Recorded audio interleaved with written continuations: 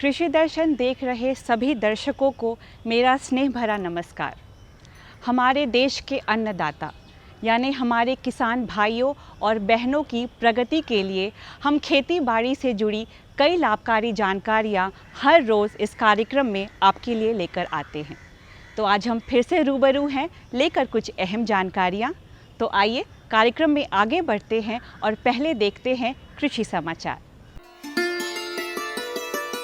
नमस्कार, खबरें खेती की में आपका स्वागत है। मैं हूं किशोर जबी। आइए सबसे पहले एक नजर डालते हैं मुख्य समाचार पर। प्रदेश सरकार मत्स्य पालकों को निःशुल्क तकनीकी सहायता और प्रशिक्षण देगी। गेहूं का नवीनतम उन्नत प्रभेद जल्द ही बिहार के किसानों के लिए भी उपलब्ध होगा। खेत की मेड़ पर करें सब्जी की खेती, उत्पादन बढ़िया और मुनाफा भी।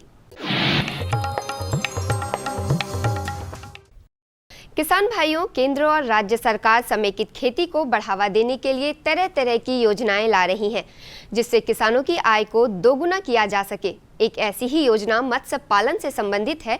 इस योजना के तहत इच्छुक किसानों को मत्स्य पालन की आधुनिक तकनीकी सहायता एवं संयंत्रों के प्रयोग का निःशुल्क प्रशिक्षण दिया जाएगा। प्रदेश के पशु एवं मत्स्य संसाधन विभाग की इस योजना से मछली पालक किसान इसे व्यावसायिक रूप देते हुए अपनी आय बढ़ाने में समर्थ हो सकेंगे।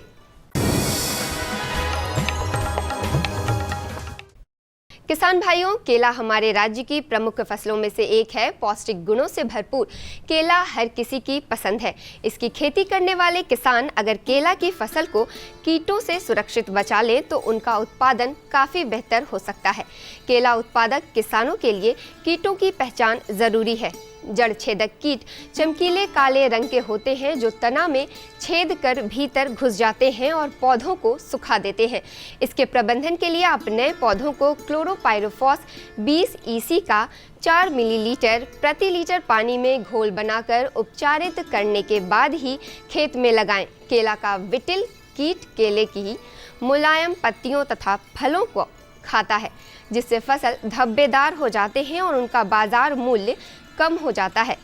साइपरमेथ्रिन 10 EC का 1 मिलीलीटर प्रति लीटर पानी में घोल बनाकर पौधों पर छिड़काव करने से आपकी फसल सुरक्षित रह जाएगी। अच्छी फसल के लिए आप खेत को स्वच्छ और खरपतवार मुक्त बनाए रखें। केले की फसल खेती से संबंधित मार्गदर्शन के लिए किसान भाई नज़दीकी पौधा संरक्षण केंद्र या कृषि विज्ञान केंद्र या उद्यान विभाग से भी संपर्क कर सकते हैं।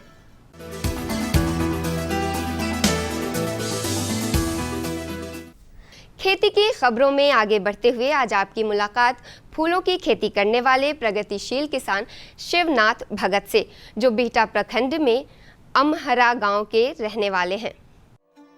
बिहार के किसान तेजी से जागरूक हो रहे हैं और समेकित खेती को अपना रहे हैं। इसका प्रमाण है गेंदा फूल का ये खेत। कभी इस ज़मीन पर सिर्फ धान गेहूं जैसे पारंपरिक फसलों की ही खेती हुआ करती थी। समय बदला, हमारे प्रधानमंत्री नरेंद्र मोदी ने खेती को एक नए सांचे और ढांचे में ढाल दिया। शिवनाथ भगत गेंदा की खेती से पूरी तरह संतुष्ट हैं, क्योंकि आज इनका और इनके परिवार का भरण पोषण गेंदा के इन फूलों से ही संभव हो रहा है। किसान भाइयों, खेती की एक बहुत अच्छी तकनीक है मेड़ विधि से खेती। खेतों में मेड़ बनाकर अगर आप मेड़ों पर सब्जियां उगाते हैं तो आपको फसल काफ़ी अच्छी मिलेगी। खेतों में बने या बनाए गए मेड़ छोटे छोटे जलाशयों की तरह काम करते हैं। मेड़ जल की रफ्तार को थामते हुए भूमि को पानी सोखने और मिट्टी की नमी बचाए या बनाए रखने में समर्थ बनाते हैं।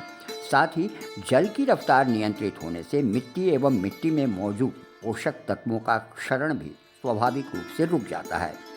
अब अगर इन्हीं मेड़ों पर मल्चिंग तकनीक से सब्जियों की खेती हमारे किसान भाई करें और प्रधानमंत्री सूक्ष्म सिंचाई योजना के तहत ड्रिप सिंचाई करें तो उत्पादन काफ़ी बेहतर होगा और किसानों को मुनाफा भी काफ़ी अच्छा मिलेगा।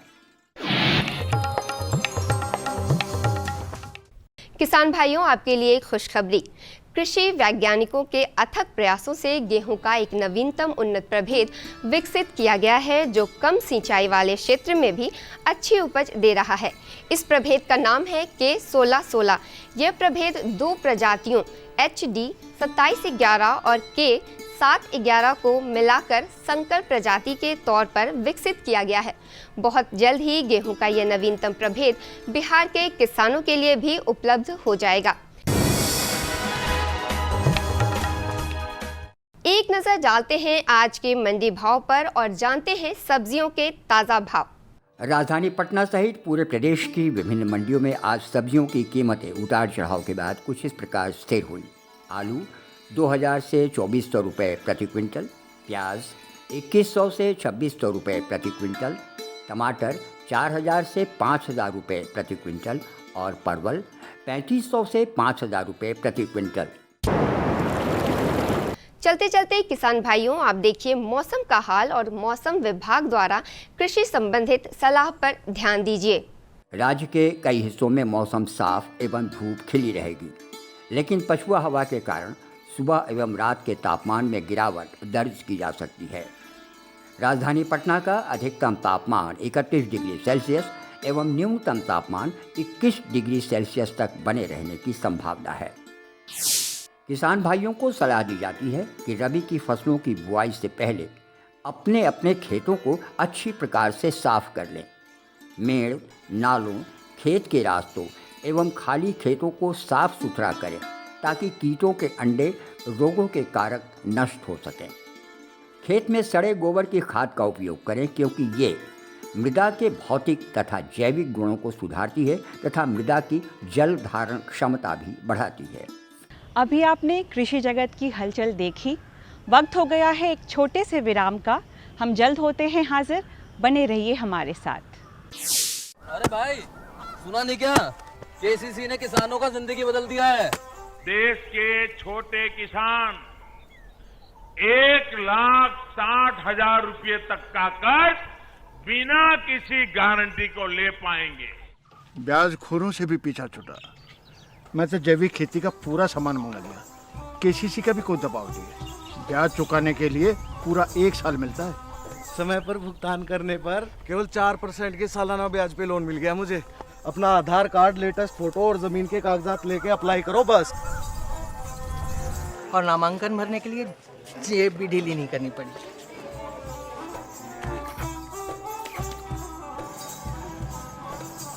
चाचा, उधार चुकाने के 24 घंटे के बाद उतने ही पैसे वापस निकाल सकते हैं। केसीसी ने किसानों की जिंदगी वाकई बदल दी है। तो आप भी किसान क्रेडिट कार्ड अपनाएं और सहजता से ऋण पाएं। अरे भाई रामेश्वर, क्या बात? बड़े परेशान दिख रहे हो। सोच रहा था कि अभी तो हाथ पांव चल रहे हैं तो खेती कर पा रहा हूँ, कल को जब इनमें ताकत नहीं रहेगी गुजारा कैसे होगा? पेंशन से। पेंशन? हाँ, और वो भी हम जैसे किसानों के लिए। अब हम जैसे छोटे किसान भी 60 साल के होने पर 3,000 रुपए मासिक पेंशन पा सकते हैं। सच में? हाँ, चलो मैं तुम्हें दिखाता हूँ।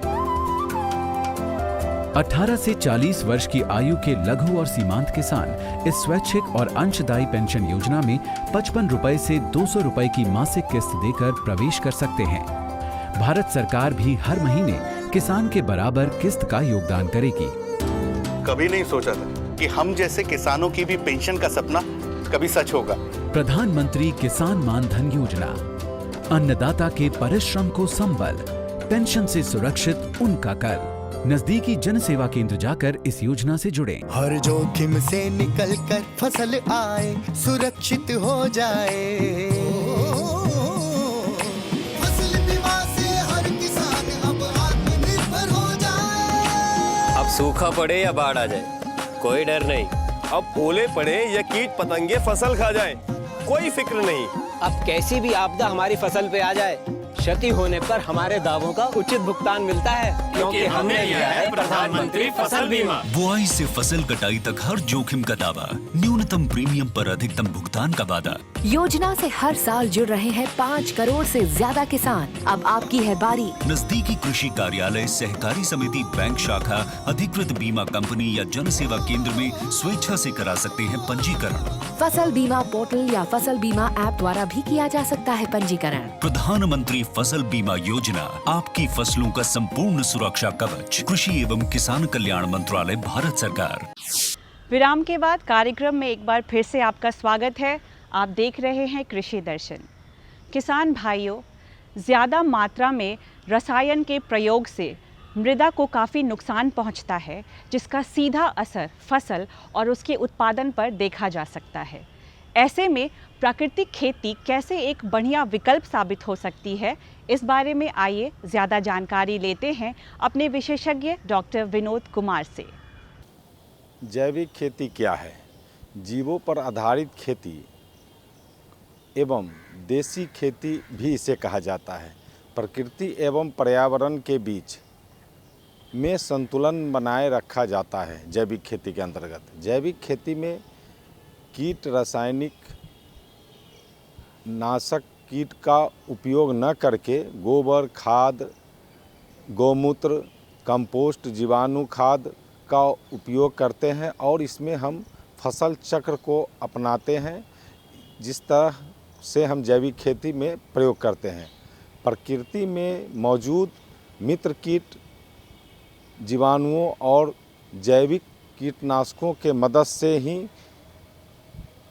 कीट हानिकारक कीट पर हम कंट्रोल करते हैं और जैविक खेती को आगे बढ़ाते हैं। देश में हम देख रहे हैं कि देश में आज़ादी के बाद अनाजों की भारी कमी थी, जिसके कारण हमें अनाज बाहर के देशों से मंगाना पड़ता था। लेकिन 1967-68 में हरित क्रांति लाने के उपरांत हमारी उत्पादन में बहुत वृद्धि हुई, हम आत्मनिर्भर हो गए। लेकिन इसका एक दुष्परिणाम ये निकला कि हमारे जो भूमि है, मिट्टी है, वो दूषित हो गई। इसकी उर्वरा शक्ति धीरे धीरे ख़त्म होने लगी, मिट्टी हमारी बंजर होने लगी। इसका नतीजा ये हुआ कि हम कीटनाशक का उपयोग करने के कारण, जो भी रासायनिक कीटनाशक हम इस पर उपयोग करते हैं, इसके कारण हम लोगों को स्वास्थ्य पर बुरा प्रभाव पड़ने लगा। पशु और मानव दोनों बीमार रहने लगे। आज देश की ये हालत हो गई कि हर लोग चाहते हैं कि रासायनिक खाद का उपयोग न करें और स्वस्थ जीवन जिएं। इसके लिए पूरे विश्व में एक मुहिम चला और जैविक खेती का उपयोगिता पर जोर दिया गया। भारतवर्ष में भी इसके लिए कई योजनाएं चलाई जा रही हैं। सिक्किम राज्य, जो कि पूर्वोत्तर राज्य है, वहाँ पूर्ण रूप से जैविक खेती होती है और हम इस तरह देख रहे हैं कि जैविक खेती से हमें फ़ायदा मिलता है। जैविक खेती करने का मेन उद्देश्य ये है कि हम रोग मुक्त हों, हम अपने आने वाले वंशजों को, जो आगे आएंगे, उनको वही मिट्टी दें जो हमारे पूर्वजों ने दिया है। पहले भी हम लोग देखते आ रहे हैं कि जंगलों में खेती होती थी, जो भी लोग थे उस समय न NPK था न DAP था, फिर भी सारे पेड़ पौधे स्वस्थ थे। ये प्रकृति के चक्र से चलते थे। अब देश उसी ओर लौट रहा है, विज्ञान भी इसी ओर खोज कर रहा है कि हम लोग किसी भी तरीके से जैविक खाद से मुक्ति मिले। इसके लिए किसानों को जागृत किया जा रहा है, नई नई संस्थाएं इस पर काम कर रही है। प्राकृतिक खेती एक ऐसी विधि है जिसमें कृषि पद्धतियों को प्राकृतिक नियमों के द्वारा निर्देशित किया जाता है।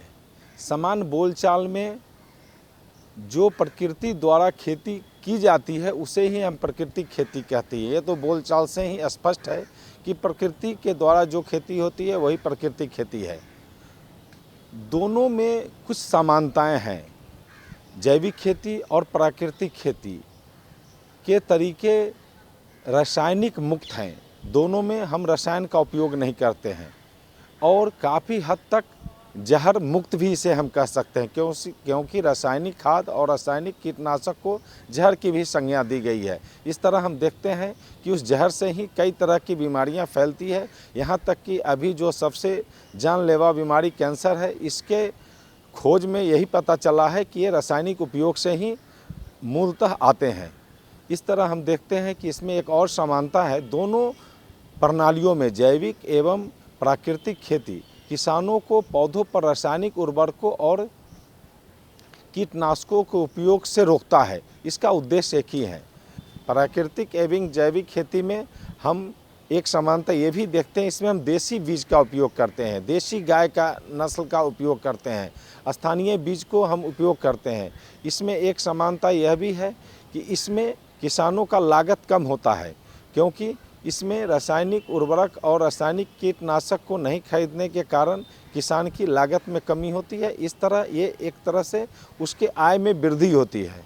जैविक खेती में मेन रूप से हम रासायनिक खाद का उपयोग न करके कंपोस्ट का, गोबर की खाद का उपयोग करते हैं, जबकि प्राकृतिक खेती के अंतर्गत हम किसी भी कंपोस्ट का और जुताई का, सिंचाई का कुछ भी नहीं करते। ये टोटल प्रकृति पर निर्भर करता है।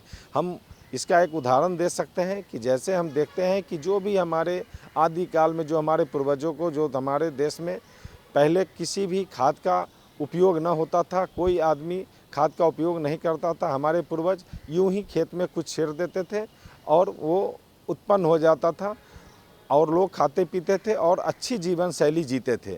लेकिन जो खाद का उपयोग होने लगा, रसायन का उपयोग होने लगा, उस तरह से हमारी जीवन शैली खराब होते गई और हम बीमारी के शिकार होके गए, पशु भी मरने लगे।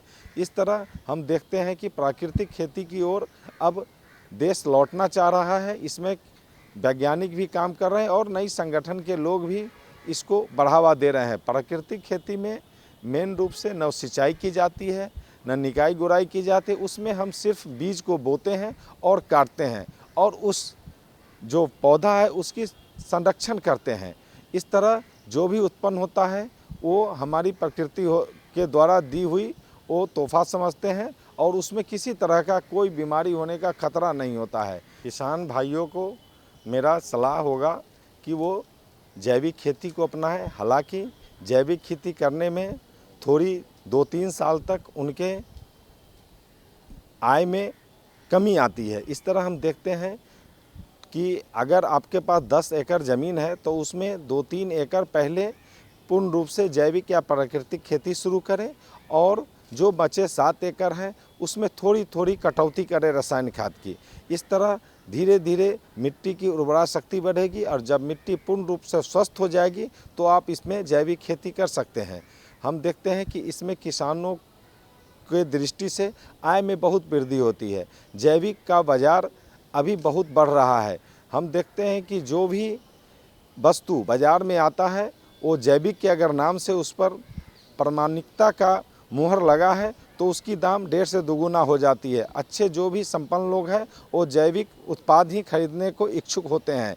तो किसान को हर दृष्टि से जैविक खेती करना चाहिए। इससे मिट्टी भी उर्वरा शक्ति बनी रहती है, खेत में नमी बनी रहती है, सिंचाई कम करना पड़ता है और तो और इसमें प्रकृति का संतुलन भी बना रहता है, पर्यावरण भी शुद्ध होता है और कहीं से भी जैविक खेती करना अनुचित नहीं है। किसान को चाहिए कि वो जैविक खेती की ओर लौटें। अभी आपने प्राकृतिक खेती के महत्व के बारे में जाना। आइए बढ़ते हैं अपने अगले सेगमेंट की ओर।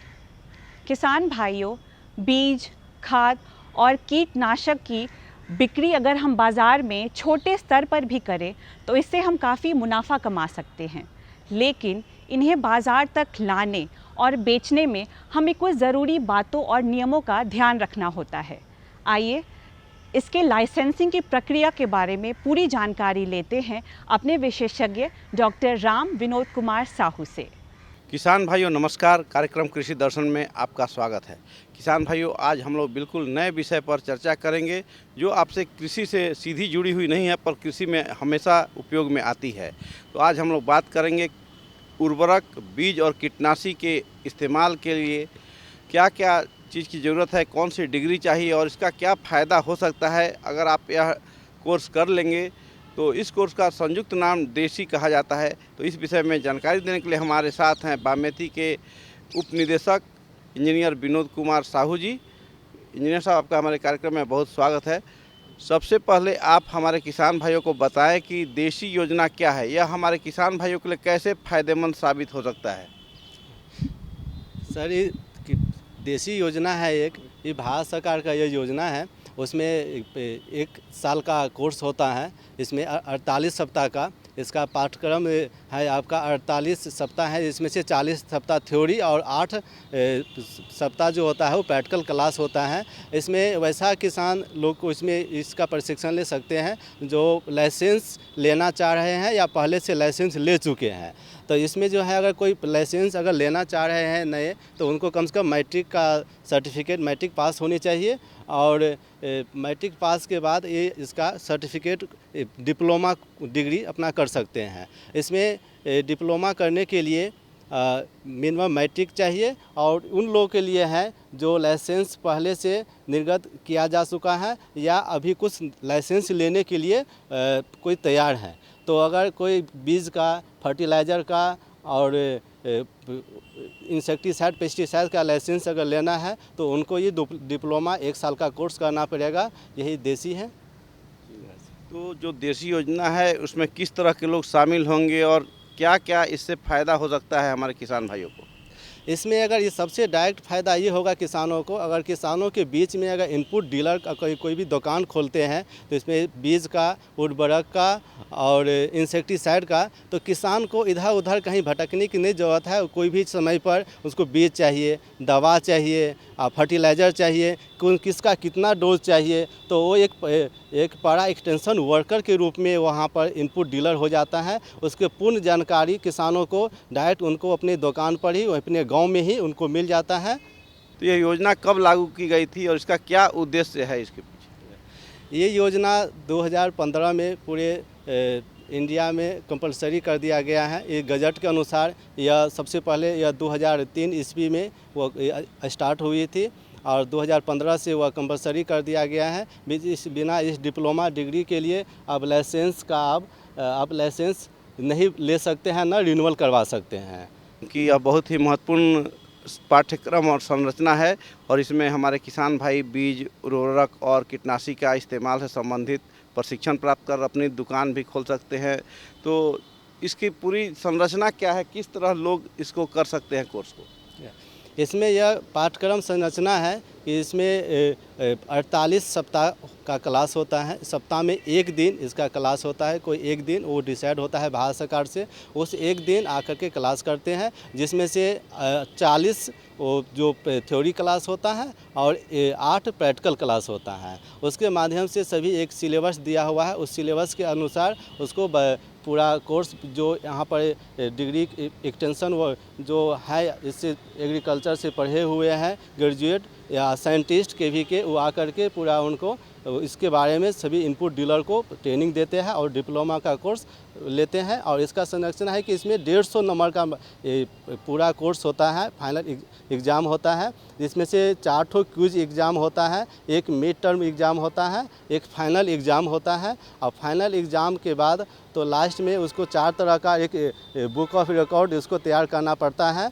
तो सबका मार्क्स अलग अलग डिस्ट्रीब्यूटेड है कि किसानों को खुद खेत में जाकर प्रैक्टिकली सारा चीज़ का नॉलेज उस ट्रेनिंग पीरियड में सभी प्रैक्टिकल के साथ उनको देना पड़ता है। लास्ट में प्रैक्टिकल एग्ज़ाम होता है, जिसमें से उसका स्पोर्टिंग होता है 10 नंबर का और 10 नंबर का वाइवा होता है। और इस मार्क्स के आधार पर लास्ट में उसको कैलकुलेशन किया जाता है। जो इनपुट डीलर जो इसमें पार्टिसिपेंट्स होंगे तो उनको अगर मिनिमम 40% नंबर पर वो पास होता है और 40 से 60 पर फर्स्ट डिवीज़न होता है, 60 से 80 पर फर्स्ट डिवीज़न होता है और 80 से ज़्यादा पर डिस्ट्रिक्शन मार्क से पास होता है। डिप्लोमा कोर्स का सर्टिफिकेट अगर प्राप्त कर लेते हैं, इसके लिए कृषि विभाग के डीबीटी पोर्टल पर वो ऑनलाइन करते हैं। उसका पूर्ण प्रक्रिया है, उस प्रक्रिया से गुजरना पड़ता है और उसके बाद जिला कृषि कार्यालय से उनको लाइसेंस प्राप्त हो जाता है। इंजीनियर साहब ने बहुत विस्तार से जानकारी दी देसी योजना के बारे में। चूँकि किसी भी प्रशिक्षण में शुल्क लगता है, क्या इस प्रशिक्षण में भी हमारे किसान भाइयों को शुल्क चुकाना होगा?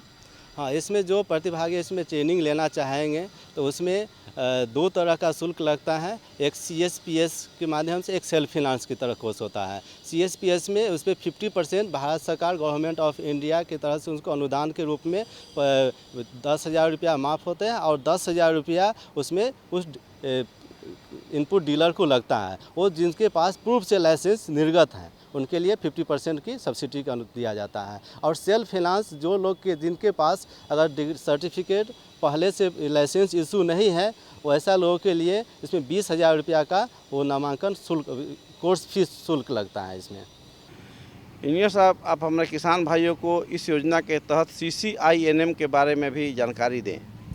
इस बार CCINM एक होता है, एक certificate course on integrated nutrient management.